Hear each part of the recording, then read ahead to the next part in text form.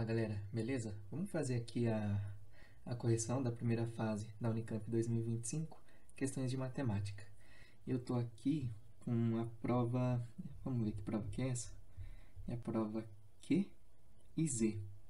Então, fechou, vamos começar aqui. Essas provas começam matemática a partir da questão de número 47.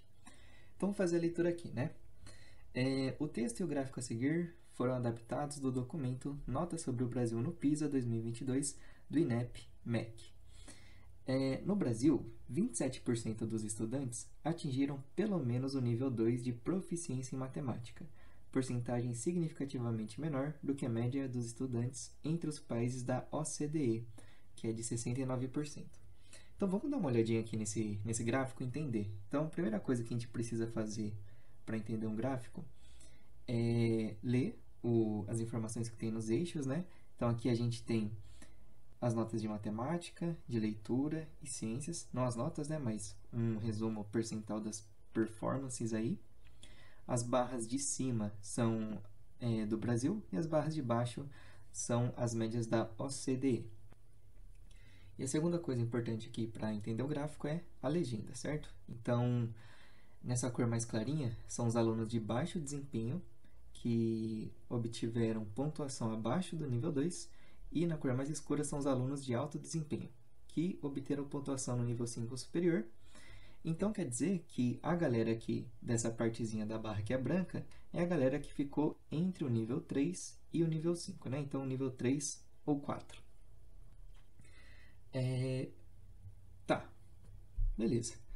Considerando o texto gráfico, que tratam do desempenho dos estudantes brasileiros no PISA 2022, é correto afirmar que o percentual de alunos do Brasil... Então, vamos interpretar alternativa por alternativa. Então, o item A fala, o percentual dos alunos do Brasil que atingiu pelo menos o nível 2 de proficiência em ciências é de 45%. Então, aqui tem a parte de ciências, a parte de cima é do Brasil. E se você vê, a galera que obteve pelo menos nível 2, é essa galera que está aqui para frente, correto?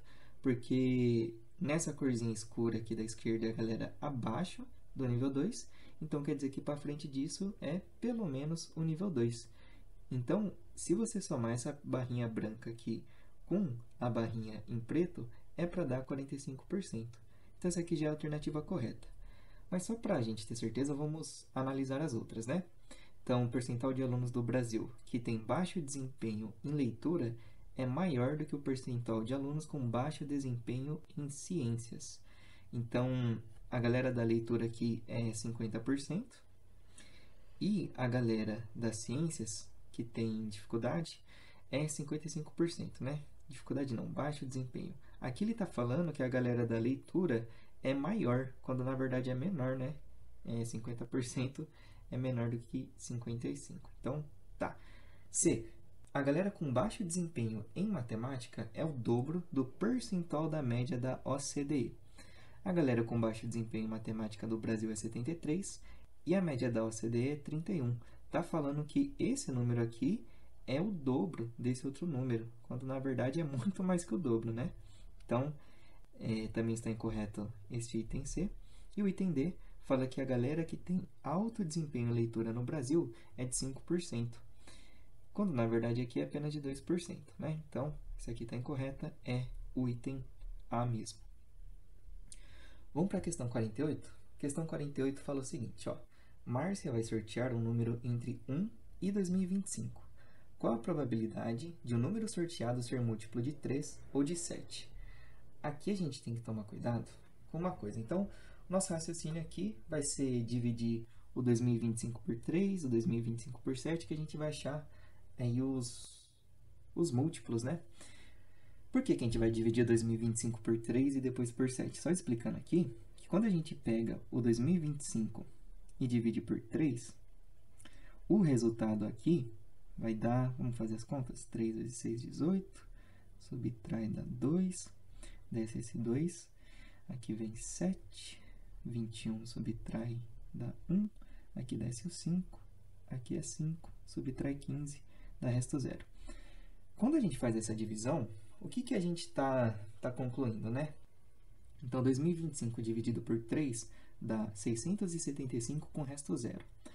Isso significa que a gente pode pegar os números entre 1 e 2025, então 1, 2, 3, 4, 5, 6, a gente pode organizar 675 pacotinhos de 3 números assim. E dentro de cada pacotinho vai ter um número que é múltiplo de 3. Então, daqui a gente tira a conclusão que tem 675 múltiplos de 3. Fechou? Vamos fazer a mesma coisa com o 7. Então, vai ficar assim, 2025 dividido por 7. Aqui vai dar 2, subtrai 14, desce 6, desce 2. Aqui vai dar 8. 7 vezes 8 é 56. Subtraindo dá 6, desce o 5. Aqui vai dar 9. Subtrai 63, resto 2. O que isso significa, né? Então, dividindo 2025 em pacotinhos de tamanho 7, então vai ser assim agora, ó.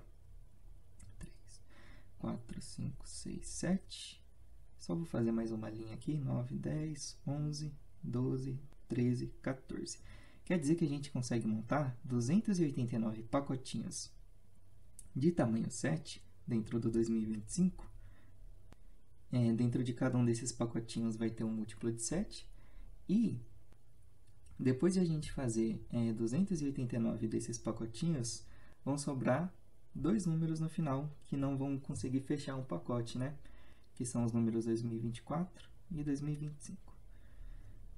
Aqui você vai estar tentado em somar esta quantidade aqui com essa quantidade aqui e acabou o exercício. Mas você tem que tomar cuidado que tem alguns números que a gente conta 2 vezes e a gente tem que subtrair essa contagem dupla. Então, por exemplo, o 21, ele aparece tanto aqui dentro, né? Porque o 21 é 3 vezes 7, mas ele também vai aparecer aqui dentro, porque o 21 é 7 vezes 3. Então, todos os múltiplos de 21, eles acabaram sendo contados 2 vezes. O 42, ele aparece uma vez aqui, ele aparece uma vez aqui também. Então, quer dizer que a gente contou 2 vezes esses múltiplos de 21. Então, a gente vai precisar subtrair esses múltiplos de 21. Então, vamos fazer o mesmo esquema. 2025 dividir por 21. Aqui vai dar, vamos ver, 21 vezes 9 dá 189. 189 para chegar no 202 vai dar 13. Desce o 5 aqui, aqui entra um 6, aqui vai dar 126. E o resultado dessa conta aqui vai dar 9, né? É isso? Confere? Confere. Então, a gente vai fazer o que agora? A gente vai somar 675, que são os múltiplos de 3, mais 289, que são os múltiplos de 7. Aqui vai dar 4, 1, 6, 1, 9. Então, 964. Só que agora a gente vai ter que subtrair 96, porque tem que subtrair esses camaradas que a gente fez a contagem dupla, né? Os camaradas que são múltiplos de 21. Então, esses carinhas aqui, né? Vamos fazer essa subtração aqui. 964 menos 96. Quanto que vai dar? Então, aqui vai ficar 95, aqui entra 1, aqui dá 8, aqui dá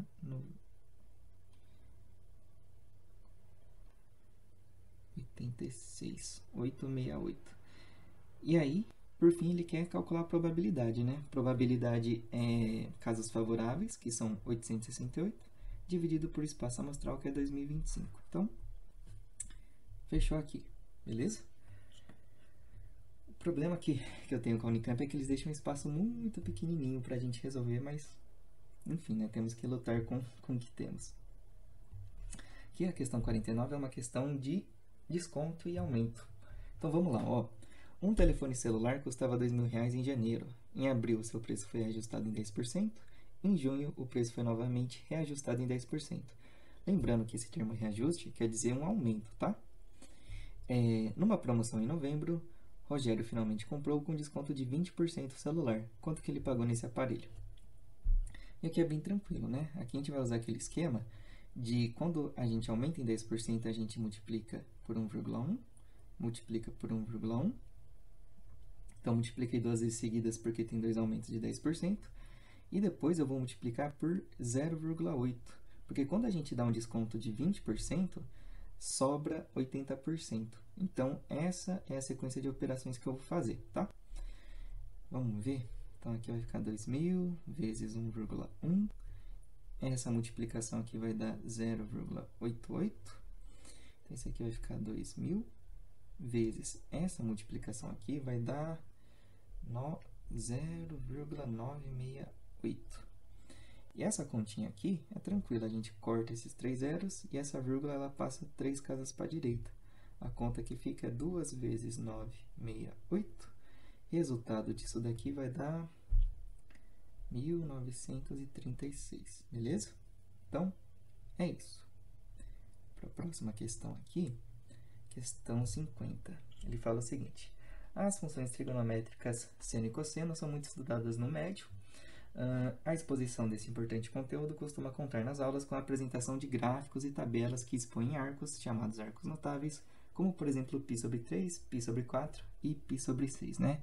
Famosos 60, 45 e 30 graus. E a gente decora lá a tabelinha, né? Show! É possível, no entanto, calcular em outros arcos os valores dessas funções, utilizando algumas identidades trigonométricas. Considerando a relação cosseno de x sobre 2 é igual a raiz quadrada de 1 mais cosseno de x dividido por 2, e a identidade fundamental da trigonometria, é possível afirmar que o valor de seno de π sobre 12 é... Então, aqui, a gente poderia usar essa relaçãozinha que ele deu pra gente para calcular primeiro o cosseno de 15. Então, ficaria assim, ó. Cosseno de 30 dividido por 2 é igual a raiz quadrada de 1 mais cosseno de 30, tudo dividido por 2. Depois que a gente descobre o cosseno de 15 por meio dessa relação, a gente joga na relação fundamental da trigonometria para descobrir o seno. Fechou? Outro jeito que você poderia fazer essa questão é usando o seno do arco duplo, né? Então, o seno do arco duplo é 2 vezes o seno do arco vezes o cosseno do arco. Então, isso aqui também é uma estratégia, tá? Utilize a que você preferir, mas eu vou resolver pelo método aqui que a Unicamp indicou. Se tiver espaço, eu resolvo pelos dois métodos aqui, tá? Mas, vamos lá. Então, aqui vai ficar cosseno, deixa eu até dar um zoom para eu ser mais eficiente com espaço. Cosseno de 15 é igual a raiz quadrada de 1 mais cosseno de 30 é raiz de 3 sobre 2, tudo dividido por 2 dentro de uma raiz. Isso daqui vai ficar assim, ó. Este 1, eu vou transformar ele em 2 dividido por 2. Vai ficar assim, ó, 2 dividido por 2, mais raiz de 3 sobre 2, tudo dividido por 2 dentro de uma raiz. Aqui vai ficar assim, ó.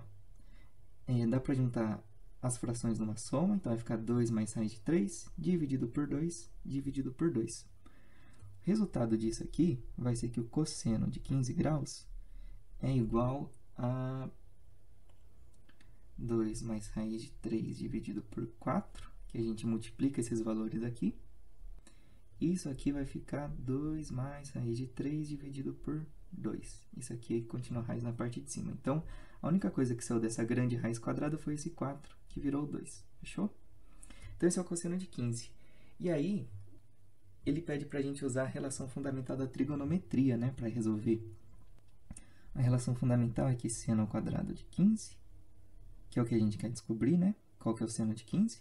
Mais o cosseno ao quadrado de 15 tem que dar 1.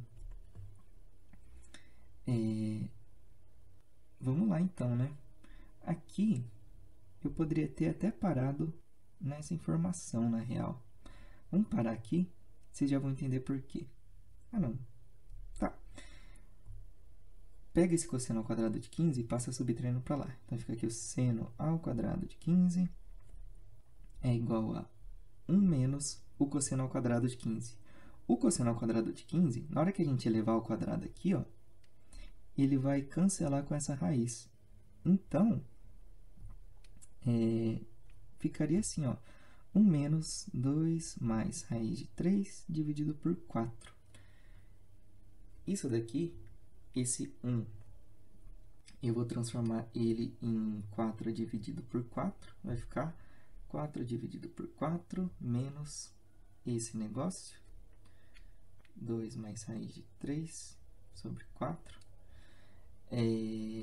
Vamos dar continuidade aqui embaixo, ó. Então, vai ficar seno ao quadrado de 15 é igual a 4.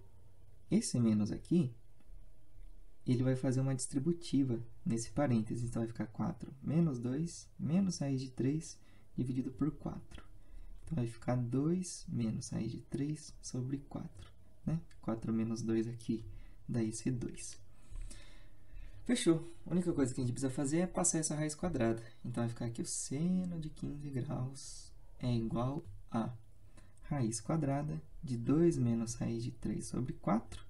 Esse 4 sai dessa raiz aqui, né? Então, esse 4 ele sai da raiz quadrada. Então, vai ficar 2 menos raiz de 3 dividido por 2. A resposta é item A. Show! O outro jeito de resolver aqui, usando esta relação, é a gente falar que o seno de 2 vezes, então a gente vai substituir o x por 15 graus, então aqui vai ficar 30, é igual a 2 vezes seno de 15 vezes o cosseno de 15. Então, vai ficar... O seno de 30 a gente sabe que é meio da tabelinha, né? Então, é igual a 2 vezes o seno de 15. E o cosseno de 15, eu vou usar esse valor aqui que a gente já calculou no outro método. Então, vai ser raiz de 2 mais raiz de 3 sobre 2. Aqui a gente pode cortar o 2 que está dividindo dos dois lados. Só que na hora que a gente isolar aqui o seno de 15, vai ficar assim, ó. Seno de 15 graus. Esse 2 que está multiplicando passa dividindo para o outro lado. Então, vai ficar meio vezes.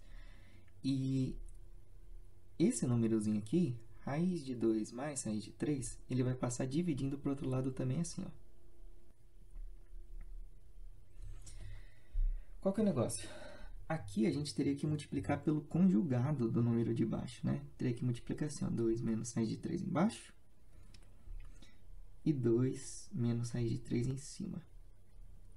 Na hora que a gente fizer isso, vai ficar assim, ó. Na parte de cima fica 2 menos raiz de 3, porque é 1 vezes 2 menos raiz de 3 dele mesmo. Aqui, o que vai ficar nessa continha aqui é isso daqui, ó. Deixa eu fazer até aqui embaixo. É raiz de 2 mais raiz de 3 vezes raiz de 2 menos raiz de 3. Dá para juntar essa multiplicação numa big raiz, então vai ficar 2 mais raiz de 3, que multiplica 2 menos raiz de 3. Isso daqui, por um produto notável, vai ficar 2 ao quadrado menos raiz de 3 ao quadrado. Na hora que você fizer essa conta, vai ficar raiz de 4 menos 3, que é igual a raiz de 1, que é 1. Beleza? Então, toda essa parte de baixo da fração, ela vai acabar virando 1. Então, já vamos lá para cima e escrever, né? Então, aqui a gente conclui que o seno de 15 graus é igual a meio vezes 2 menos raiz de 3. E a parte de baixo aqui, como a gente fez, dá 1.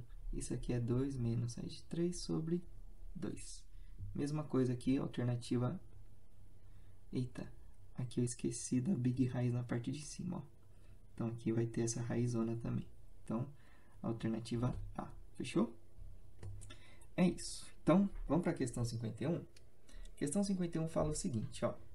Essa questão até alertei, eu acho, para alguns alunos meus, que poderia cair probabilidade com conjuntos assim. Então, ele fala, uma lanchonete recebeu uma encomenda de 65 copos de sucos de frutas. Até 3 sabores poderiam ser misturados dentro do copo, sendo eles abacaxi, laranja e morango. O diagrama a seguir representa algumas quantidades produzidas de cada tipo de suco. Por exemplo, foram pedidos 10 sucos exclusivamente de abacaxi e 6 sucos usando somente laranja e morango. Então, quer dizer que esse 10 aqui se refere apenas a essa parte aqui do conjunto que fala dos sucos de abacaxi. Então, fala só sobre isso aqui que eu destaquei em vermelho. E quando ele fala de 10 sucos, perdão, 10 não, né? 6 sucos de laranja e morango, ele está falando só sobre esta partezinha aqui, que é a partezinha que é laranja e morango, e é só laranja com morango. Tá. A pergunta aqui é: os sucos foram colocados em copos não rotulados. Se uma pessoa escolher um copo ao acaso, qual a probabilidade de que ela tome um suco que tenha exatamente 2 sabores? Então, tá bom. Essa probabilidade aqui, né? Probabilidade de 2 sabores. Isso aqui vai ser a quantidade de copos de 2 sabores dividido pelo total de copos, né? Casos favoráveis por espaço amostral.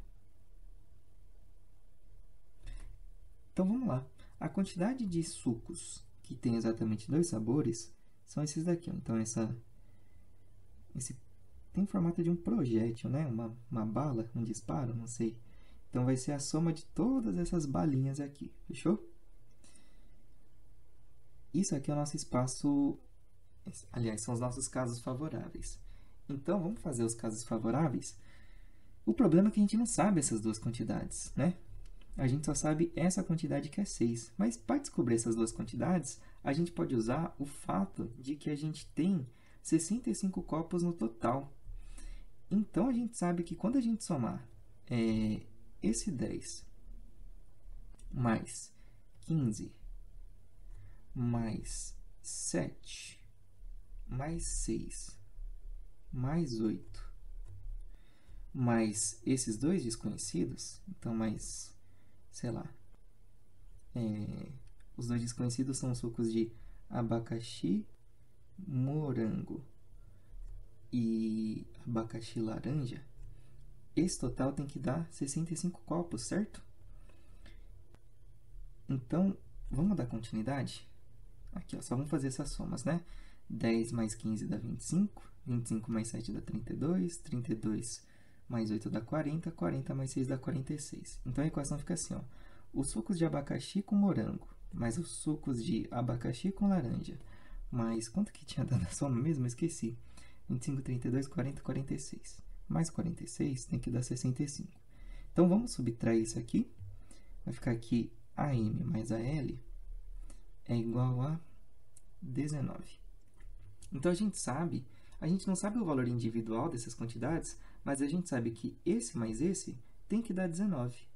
E aí, quando a gente soma com o 6, então 19 mais 6, que dá 25, a gente sabe a quantidade de sucos de apenas 2 sabores. Então, aqui, nos casos favoráveis, vai ser 25 dividido pelo espaço amostral, que é 65. Isso aqui dá para simplificar por 5 em cima e por 5 embaixo, vai ficar 5 sobre 13. Fechou? Então, vamos para o próximo aqui, né? Que é aqui em cima. Será que eu pulei alguma questão? Deixa eu verificar. Não pulei, eu acho. Fechou. Então, bora lá para a questão número 52. Nossa, essa contextualização aqui é incrível, né? Ana está treinando as habilidades matemáticas de seu irmão mais novo. Ela escolheu 2 números reais x e y e avisou para seu irmão que os números satisfazem as desigualdades. Então, é módulo de x menos 2 menor ou igual que 2 e módulo de y menos 3 menor ou igual que 1. Então, esse é o jeito que a Ana vai treinar o irmão mais novo dela. Que grande irmã. O que o irmão de Ana pode concluir corretamente sobre esses números? Primeiro, vamos lembrar uma coisa sobre isso daqui. Módulo de alguma coisa é menor ou igual que alguma quantidade. Quando a gente tem o módulo de alguma coisa menor ou igual que uma quantidade, o que isso significa, né? Quer dizer que essa coisa, se a gente pensar na reta numérica, ela é um número que está entre 2 e menos 2. Por quê? Se ela for um número entre 0 e 2, na hora que ela sair do módulo, ela vai sair positiva, né? Então, qualquer coisa aqui vai sair positiva. E se a gente colocar dentro do módulo qualquer número aqui nesse intervalo, entre menos 2 e 0, ele vai sair com sinal positivo, né? Então, ele vai basicamente virar 0 e 2 de novo. Então, essa é a grande ideia sobre desigualdade com módulo. Vamos abrir isso agora, ó. Então, a gente tem aqui, ó, coisa, né? Módulo de coisa menor ou igual que 2. Então, a gente vai escrever que essa coisa, então, ó, coisa, é um número entre 2 e menos 2. E agora, para a gente isolar o x, pega esse 2 e passa somando para cá e passa somando para cá. Então, vai ficar aqui 0 menor ou igual que x, menor ou igual que 4. Fazendo o mesmo para essa segunda desigualdade modular aqui, ou inequação modular, melhor dizendo, né? A gente vai falar que a coisa dentro do módulo é um número entre 1 e menos 1. E agora a gente vai isolar o y. Pega esse 3 que está subtraindo, passa somando aí para os dois lados, né? Então, vai ficar aqui y menor ou igual que 4, maior ou igual que 2. Então, a gente tem essas informações sobre x e y. E se você for ver aqui, a única que faz sentido é o item C. Porque aqui está falando o seguinte, né? Que o x é um número entre 0 e 4 e o y é um número entre 2 e 4. Se você pegar um número entre 0 e 4 e somar com outro número que está entre 2 e 4, o resultado sempre vai ser menor ou igual a 8. Fechou? Então, só pode ser esse itemzinho C. Vamos para a próxima. 53. Uma empresa produz arruelas, que são discos perfurados pretos no formato indicado na figura a seguir. O círculo externo tem 60 cm de diâmetro e o interno 40 cm de diâmetro. Show! Então, ele está falando que esse raio maiorzão aqui, ó, mede 30. Fechou? Isso aqui mede 30. E esse raio menorzinho, mais interno aqui, ó, ele vai medir 20 centímetros e centímetros, né? Aí ele fala, a gente vai pintar isso de preto, a gente compra latas de tinta e cada lata pinta 10 metros quadrados de área. Sabendo que somente uma das faces da arruela será pintada, então a gente vai passar a tinta só na frente e não na parte de trás. Qual é a quantidade mínima de latas que a gente precisa adquirir para pintar 90 arruelas? Então, primeiro, vamos calcular essa área aqui. Isso aqui é a área de uma coroa circular. A gente calcula a área do círculo externo, a área do círculo interno e subtrai um do outro, para sobrar só essa coroa aqui, correto? Então, vamos fazer isso, ó. Então, a área da coroa. Isso aqui vai ficar π vezes. Ele pede para a gente aproximar o π. Eu acho que no começo da sessão, ele pede para a gente aproximar o π por 3. Será que em algum lugar ele pede? Bom, deve estar indicado em algum lugar na prova. Talvez lá no começo esteja indicado, né? Então, já vou substituir o π por 3 aqui.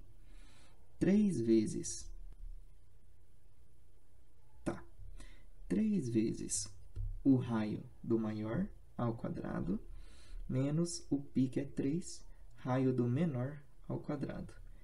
Isso aqui vai ficar 3, que multiplica 900, menos 400. Isso aqui vai ficar 3 vezes 500, que dá 1.500 centímetros quadrados. Só que a gente tem que pintar 90 dessas arruelas, né? Então, a gente vai multiplicar essa quantidade aqui por 90. Isso daí vai dar quanto? Deixa eu pensar.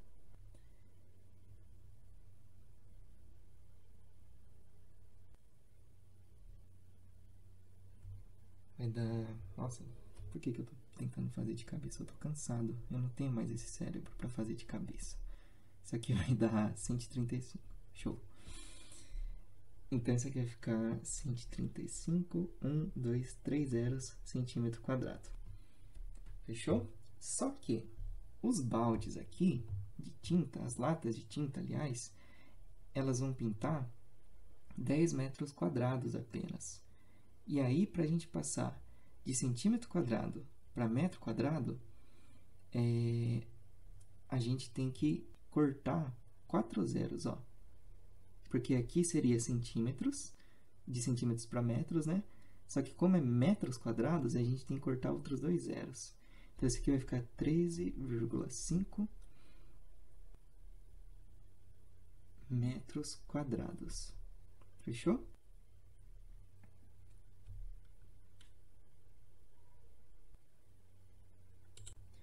Eu tive que parar a gravação aqui porque eu fiquei em choque que o resultado deu esse mesmo, de 3,5 metros quadrados e não cúbicos. Não sei porque tem um cubo ali. E não tem alternativa, né? Não tem alternativa correta. Porque a gente precisaria de 2 latas de tinta, né? Uma lata de tinta pinta 10 metros quadrados. A gente precisaria de uma segunda para pintar os outros 3,5 metros quadrados. Não tem essa alternativa, então essa questão aqui acho que vai ser anulada. Acho não, tenho certeza. Enfim, vamos lá.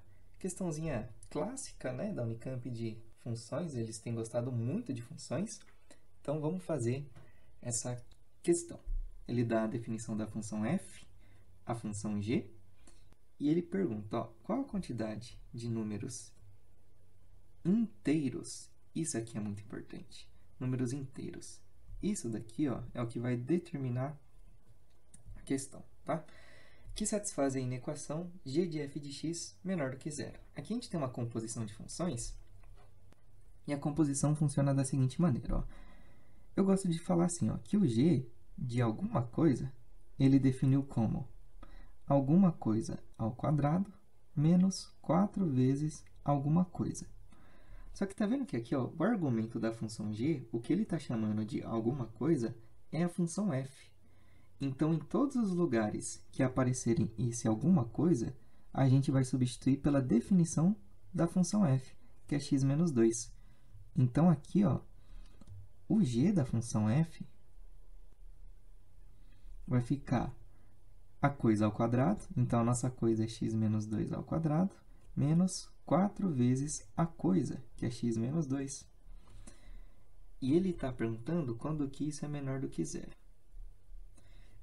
Vamos desenvolver aqui.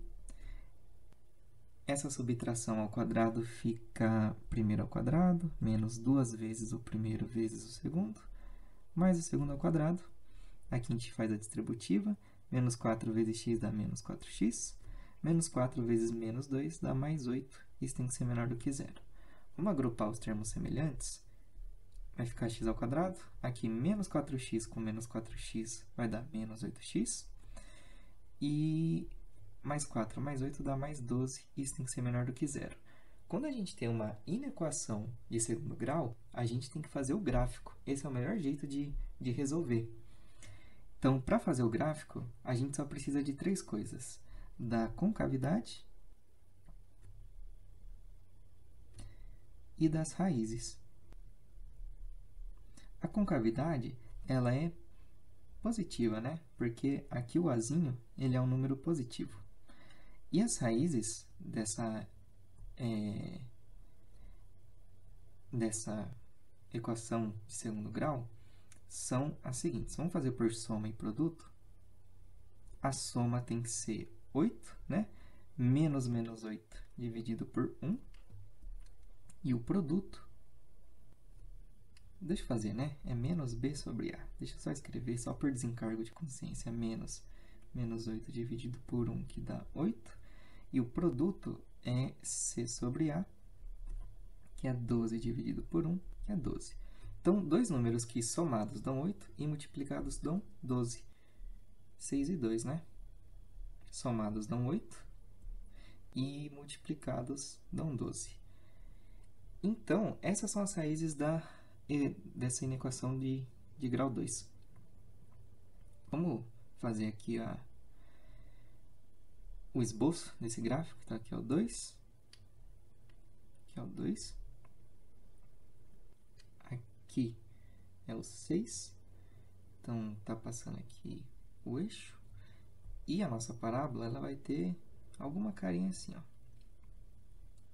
Ele pergunta para quais valores inteiros que essa parábola é negativa. E a parábola é negativa nesse intervalo aqui, ó. Nesse intervalo. Só que ele quer os valores inteiros. Entre 2 e 6, a gente não pode incluir o próprio 2 e não pode incluir o próprio 6, porque ele quer que seja estritamente menor, não menor ou igual. Então, aqui a gente teria 3 números, né? O 3, o 4 e o 5. Fechou? Então, a gente tem 3 números. E é isso. Então, tá bom. 55. A figura a seguir mostra um triângulo ABC que contém 2 quadrados em seu interior. Tem essa aqui a ilustração. Ele fala que GH é lado de um dos quadrados e está contido no segmento AB. Então, ele está falando que esse lado aqui pertence ao quadrado e pertence desse segmento maior do triângulo. O segmento EF contido em AC, então a mesma coisa nesse lado do quadrado com relação ao lado do triângulo, é lado do outro quadrado. Tá, sabendo que AG mede 4, tá, então AG mede 4. E o lado GH do quadrado menor mede 3, então aqui mede 3, ele pede o comprimento EF. Comprimento EF. Tá, a estratégia aqui, então você já fica muito atentado em colocar um 5 aqui no AD, e tá certo, porque aqui é 90 graus, porque tá fazendo, complementando com outro 90 graus aqui, suplementando com outro 90 graus, né? E aí a gente quer o segmento EF. Só que para descobrir o segmento EF, como isso aqui é um quadrado, daria pra gente achar ou esse segmento, ou esse segmento, ou esse segmento. Qualquer um dos três serviria, né? A gente quer montar ou encontrar esses segmentos a partir de triângulos e semelhança de triângulos, né? Qual que é o esquema? Esses triângulos vão ser todos semelhantes porque ele colocou esses quadrados aqui dentro. Então, ó, vamos colocar aqui que esse ângulo, por exemplo, é alfa, esse ângulo aqui é beta. O que a gente sabe? A gente sabe que alfa mais beta tem que dar 90 graus, porque o alfa mais o beta mais o 180, né? Deixa eu só fazer essa observação. Alfa mais beta mais 90, aliás, né? Tem que dar 180. Então, a gente passa os 90 subtraindo. O alfa e o beta tem que dar 90. E a gente vai fazendo semelhança de triângulos, né? Então, aqui tem um ângulo de 90 graus. Esse ângulo aqui tem que ser alfa, porque esse beta mais esse 90 mais esse alfa tem que dar 180. Se esse alfa aqui a gente tem 90, aqui tem que ser beta. Se aqui a gente tem 90, aqui tem que ser alfa, porque alfa, 90 e beta tem que dar 180. Aqui é 90 e aqui é beta. E aí, dá para a gente fazer uma semelhança de triângulos para achar este valor aqui. Então, vamos dar um nome para esse ponto aqui, ó. Vamos falar que esse ponto aqui é o ponto, sei lá, vamos falar de ponto P. Então, se a gente achar esse comprimento de P até E e depois o comprimento de aqui até P, então vamos chamar esse ponto aqui de Q até P, é só somar os dois e matar a questão. Fechou? Qual que é a boa notícia? Que dá para a gente fazer semelhança de triângulos, porque a gente tem que esse lado mede 3 e esse lado aqui também mede 3. Fechou? Então, vamos lá. Ó. Semelhança de triângulos é bem de boa. Eu quero descobrir quanto que vale PE, certo? Então, vou pegar PE, que é o lado que eu quero descobrir. Onde que eu vou montar essa semelhança? Aqui em cima. Ó. Vou pegar PE, que é o lado que eu quero descobrir, e vou dividir por DE, que é o lado que eu tenho o valor numérico desse triângulo. Tá vendo? Aqui é o DE, aliás, é DP, né, Renan? DP, que eu tenho o valor. E aí eu vou montar a semelhança, né? Então, ó, o PE, ó, ele está oposto ao ângulo alfa. E o DP está oposto ao ângulo de 90. Então, oposto a alfa, oposto a 90. Nesse triângulo grandão aqui, quem está oposto a alfa é esse 3. E quem está oposto a 90 é o 5. Então, a gente vai escrever que isso aqui tem que ser igual a 3 quintos. Vamos substituir os valores. o PE é o que a gente quer descobrir, e o DP vale 3. Então, isso aqui tem que ser igual a 3 quintos. A gente conclui que o PE vale 9 quintos.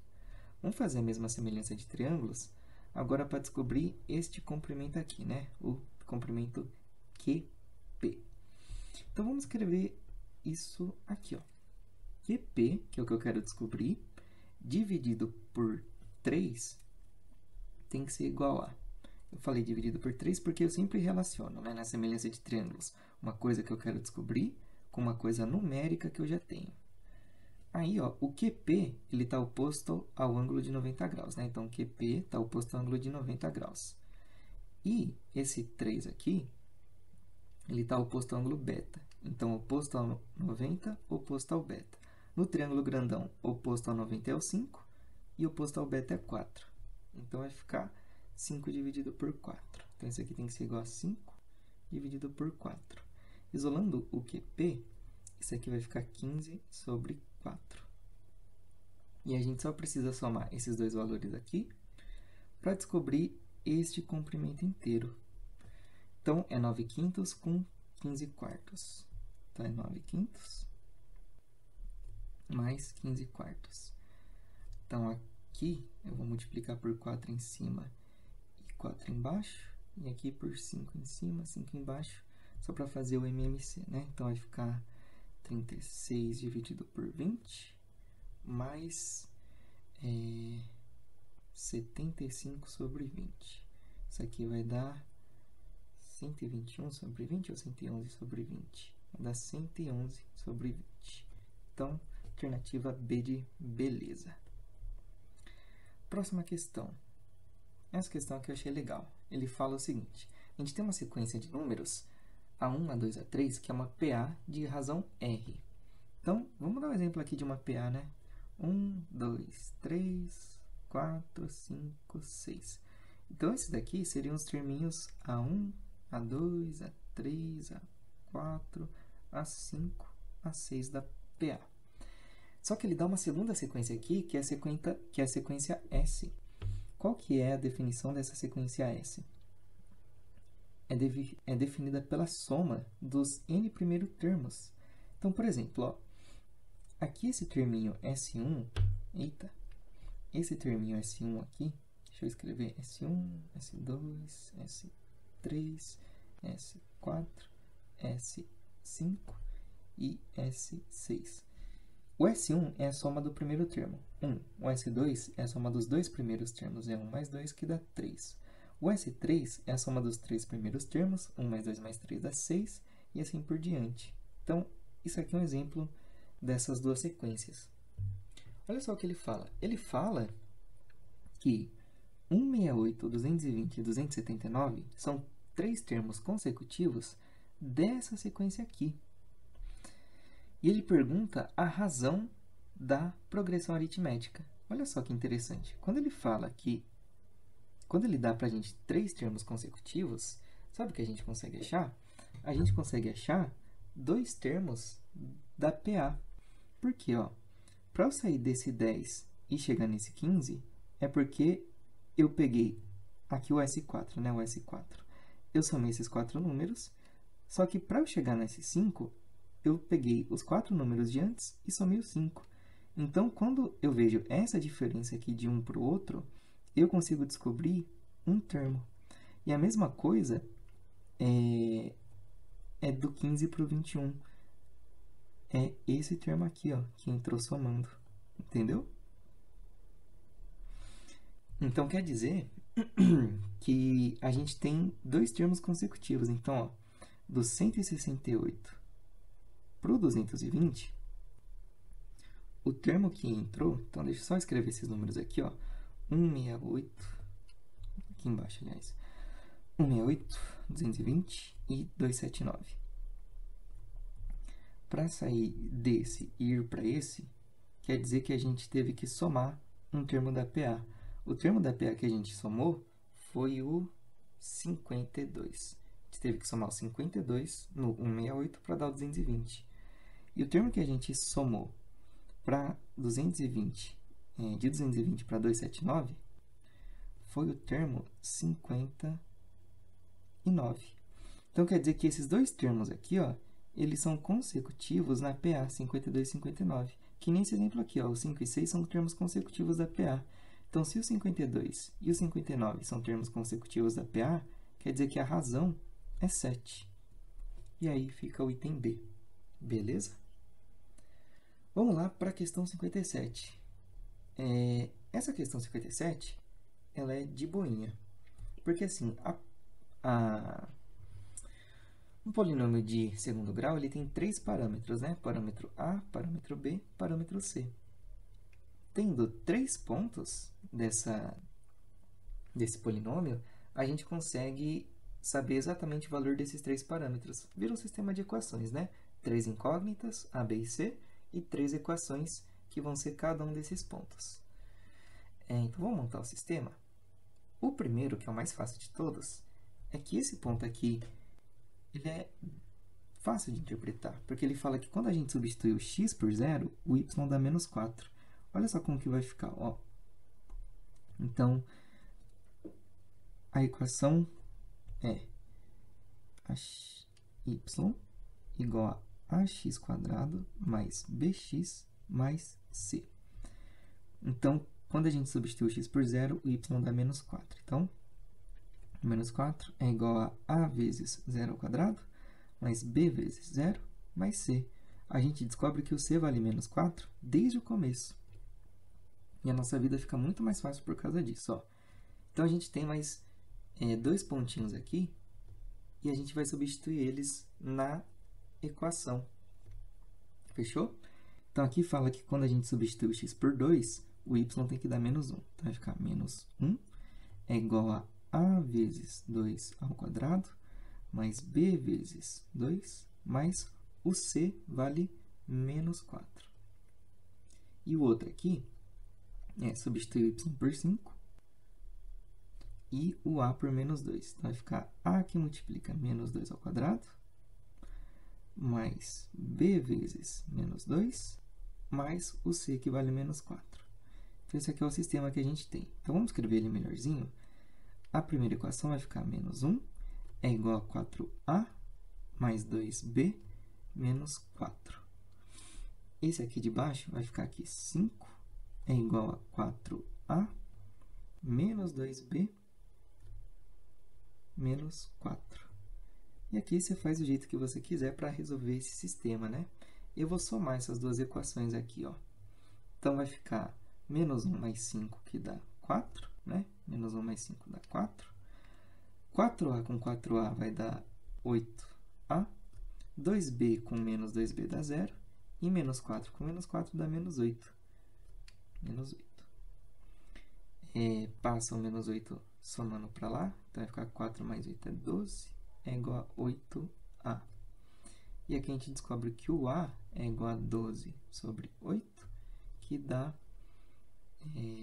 3 sobre 2 quando a gente simplifica, né? Então, show. E agora a gente substitui numa equação qualquer o valor de a para descobrir o valor de b. Então, vou substituir o a nessa equação de cima aqui, ó, para descobrir o valor de b. Vai ficar aqui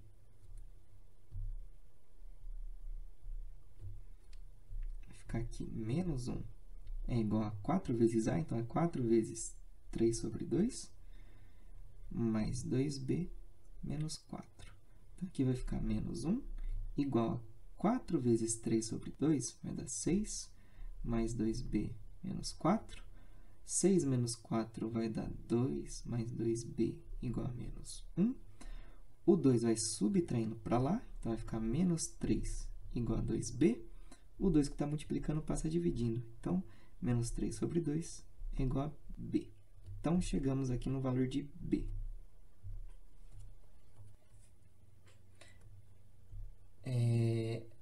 Tá legal.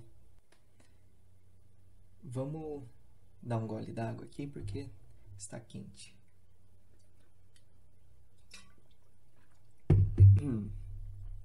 Vamos fazer agora o que ele pediu, que é o produto a vezes b vezes c. Então, o produto a vezes b vezes c vai ficar, ó,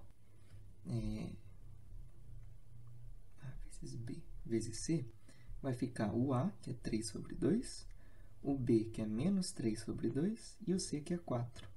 Aqui, ó, o 2 vezes 2 embaixo vai cancelar com esse 4 aqui em cima. Resultado disso tudo, menos 9. Fechou? Então, aqui. Aqui eu só peguei um engano meu, que o C vale menos 4, né? Então, aqui falta um sinal de menos. E aí, menos com menos vai dar mais. Então, a resposta é 9 mesmo. Fechou? Vamos lá. Última questão, né? 58. É a última questão, aliás? É. A poluição de rios, lagos e lagoas é um dos grandes problemas enfrentados pela sociedade moderna. Ao longo das últimas décadas, vários mecanismos têm sido utilizados para minimizar os danos causados por ela. Uma indústria despeja numa lagoa de forma indevida água contaminada por um poluente a uma certa taxa. Dependendo da vazão da lagoa e da concentração do poluente, é possível verificar que a quantidade total desse contaminante na lagoa no tempo t, denotada Q de t, é dada por... Então, essa aqui é uma função que está descrevendo a quantidade total de contaminante com relação ao tempo. E o tempo é medido em anos. E o Q de t, a quantidade é medida em quilos. Ele pede o gráfico que melhor descreve esta funçãozinha. Então, vamos lá, né? Vamos dar uma analisada nas alternativas. Uma coisa que eu vejo que as alternativas estão discordando é o ponto inicial aqui desse gráfico. Algumas começam em 15 e outras começam em 16. Então, vamos descobrir qual que é a quantidade inicial aí de poluente. Vamos substituir o t por zero, né? Porque neste ponto aqui, o tempo está valendo zero. Fechou? Então, vamos lá. Deixa eu fazer aqui em cima, ó. O Q de zero é igual a 20 mais 2 vezes o seno de zero menos 4 vezes cosseno de zero. Isso aqui vai ficar 20 mais... O seno de zero dá zero, então isso aqui vem para zero. E o cosseno de zero é 1, então isso aqui vai ficar mais menos 4, né? Porque é menos 4 vezes 1 dá menos 4. Isso aqui dá 16. Então, a função ela tem que começar do 16. Então, essas duas alternativas a gente já manda embora. Então, não são válidas. Essas duas alternativas, elas vão discordar do formato do gráfico, mas elas também vão discordar de uma coisa que é muito importante quando se fala de seno e cosseno, que é o máximo da função, né? Então, o máximo dessa função aqui não passa de 20, e o máximo dessa função aqui vai passar de 20. Fechou? Vamos substituir algum valor aí para dar um máximo. Como 4 vezes o cosseno eventualmente vai atingir um valor maior do que 2 vezes o seno, né? Porque isso aqui o máximo que vai dar é 4, e esse aqui o máximo que vai dar é 2, vamos tentar maximizar o valor desse cosseno, desse menos 4 cosseno. Eu vou substituir o t por π. Então, vai ficar assim, ó. Nossa, falta espaço aqui para resolver o trem, né? Mas tudo bem. Vai ficar Q de π é igual a 20 mais 2 vezes seno de π menos 4 vezes cosseno de π. Então, fazendo as substituições, vai ficar 20 mais o seno de π é zero, então isso aqui vai ficar zero. E o cosseno de π é menos 1. Vai ficar aqui, ó, menos 4, porque tem um menos aqui, vezes menos 1, que dá mais 4. Então, isso aqui vai ficar mais 4, dá 24. Então, o máximo que essa função assume aqui é 24. Nessa função, ele não colocou nada perto do 24, né? Então, isso aqui vai embora. E aqui, o máximo parece chegar perto do 24, né? Então, alternativa A. E é isso. Essa foi a solução das questões da primeira fase da Unicamp 2025. Espero que tenha sido de bom proveito para vocês assistirem esse vídeo. E até mais!